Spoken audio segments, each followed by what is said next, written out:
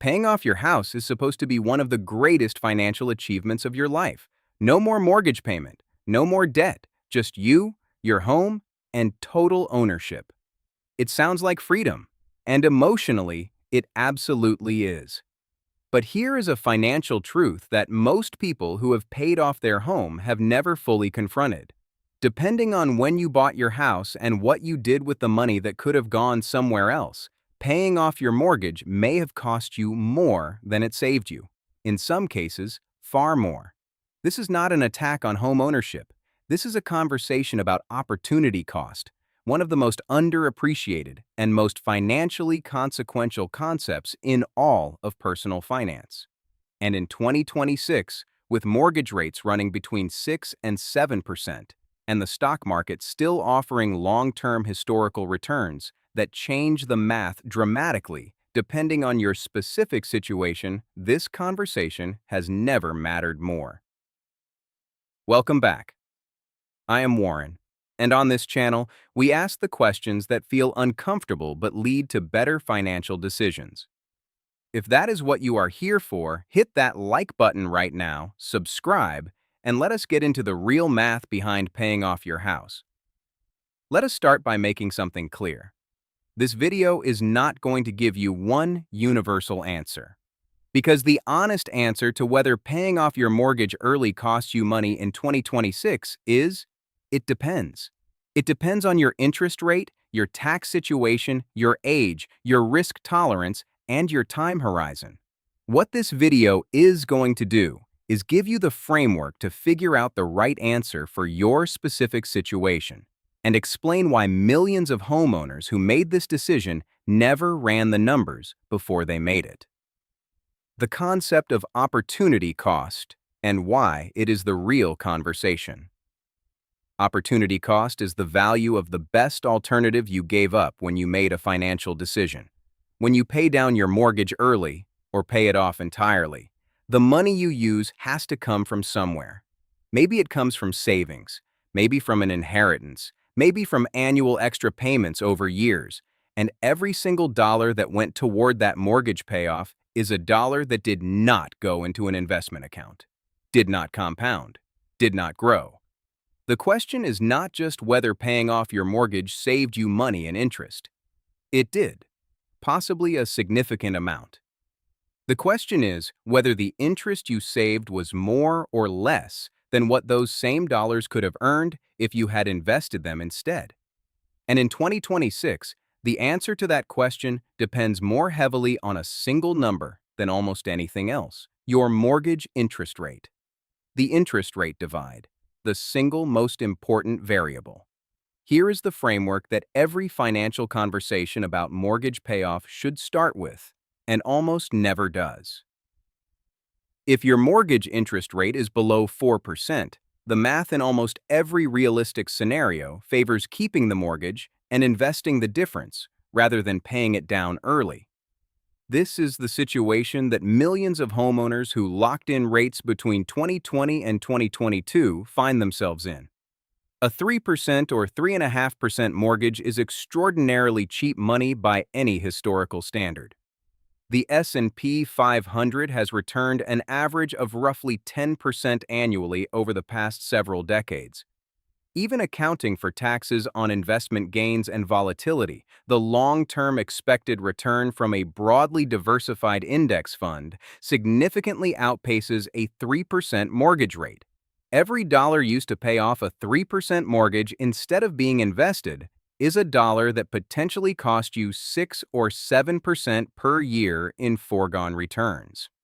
If your mortgage rate sits between 5 and 6%, the decision becomes genuinely close, and personal factors like your risk tolerance, your proximity to retirement, and your tax situation become the deciding variables. For some people at this rate, the psychological piece of being debt-free is worth more than the marginal financial advantage that investing might have provided.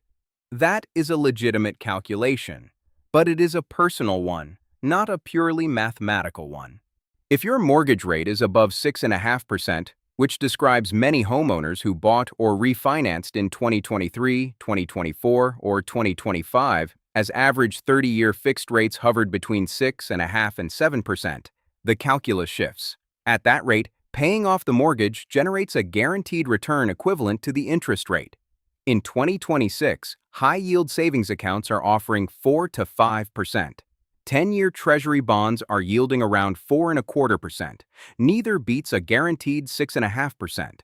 The only investments that have historically and reliably outpaced 6.5% are equities, and equities come with volatility that a mortgage payoff does not. The math on a real example. Let us make this concrete with actual numbers, because the difference between these scenarios is not abstract. It is hundreds of thousands of dollars over a working lifetime. Scenario 1. A homeowner with a $300,000 mortgage at 3% interest. Representative of someone who locked in a rate in 2021. Over 30 years, this homeowner would pay approximately $155,000 in total interest. That is the cost of the debt.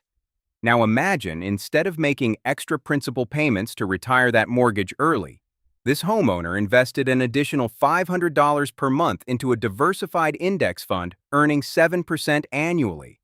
Over 25 years, that $500 per month compounded into approximately $410,000.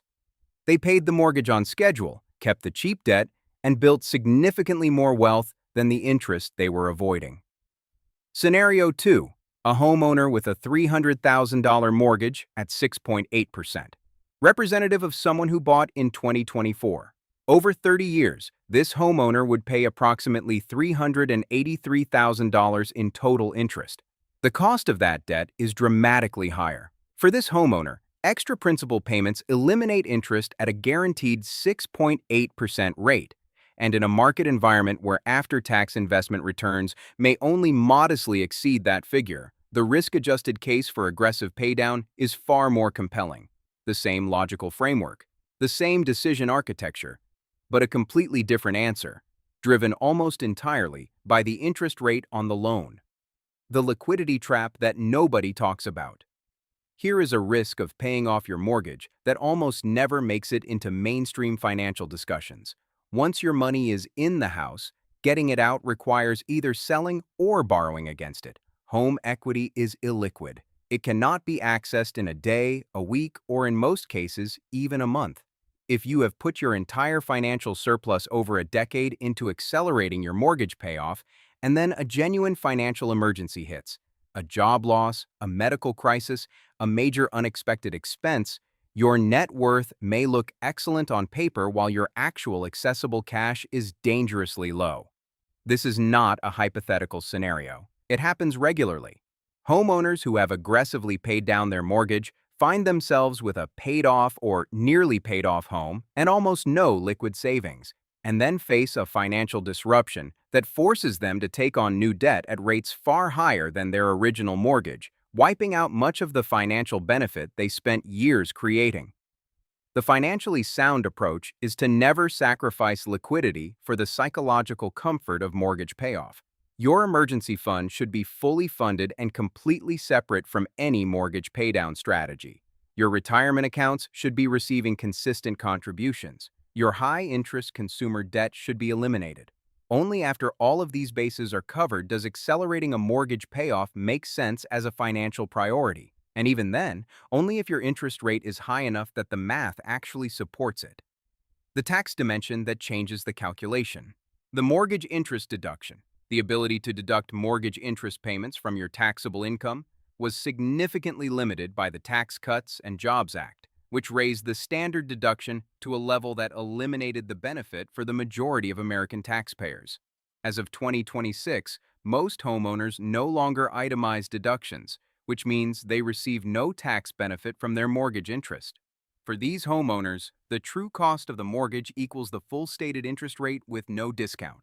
However, for higher-income homeowners who do still itemize, the effective cost of the mortgage is lower than the stated rate, reduced by the amount of the tax deduction. A 6% mortgage for someone in the 24% federal tax bracket and who itemizes has an effective after-tax cost closer to 4.5%. That changes the investment versus payoff math meaningfully. On the investment side, Taxes also complicate the comparison. Investment returns in a taxable brokerage account are subject to capital gains taxes, dividend taxes, and potentially state income taxes, all of which reduce the net return you actually keep.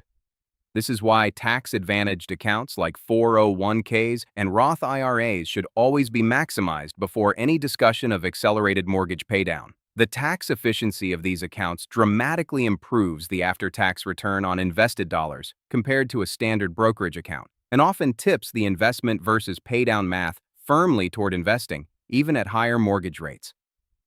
Who should actually prioritize paying off the mortgage? After all of this analysis, let us be specific about the situations where accelerating your mortgage paydown, or celebrating a mortgage payoff, genuinely makes the strongest financial sense in 2026. If you are within 10 years of retirement and want to eliminate your largest fixed monthly expense before your income drops, the peace of mind and cash flow benefit of a paid-off home is both financially and psychologically valid. A retired couple with no mortgage payment needs dramatically less monthly income to maintain their lifestyle, and that reduced income requirement can significantly extend the life of a retirement portfolio. If your mortgage rate is above 6.5% and you have already maxed your tax-advantaged retirement contributions and maintained your emergency fund, directing additional cash toward the mortgage is a rational, high-return use of capital given the risk-adjusted comparison. If carrying debt causes you genuine, ongoing psychological stress that impairs your other financial decisions and your overall quality of life, the emotional value of debt freedom may legitimately outweigh the mathematical case for investing. Personal finance is personal, and a strategy you can actually execute consistently is always worth more than a theoretically optimal strategy you abandon when it gets uncomfortable.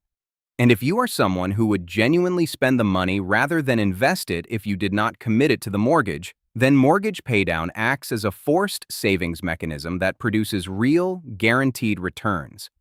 That is not the most financially sophisticated answer, but it is an honest one, and for many people, it is the most realistic one. Here is the bottom line on paying off your house in 2026. If your mortgage rate is below 4%, you are almost certainly better off mathematically keeping that cheap debt and investing the difference. If your rate is above 6.5%, the guaranteed return from paydown is genuinely competitive with after-tax investment returns, and aggressive paydown makes more financial sense. If you are somewhere in between, the right answer depends on your tax situation, your age, your liquidity, and how you personally respond to carrying debt. But in every scenario, the calculation only leads to the right answer if you actually run it. Most people who have paid off their homes never did. They felt the emotional pull of being debt-free, which is real and valid, without ever quantifying what that decision cost them in foregone investment returns. Now you have the framework to do the math before you make the move. Drop a comment below and tell me your mortgage rate and where you stand on this decision. I read every single one.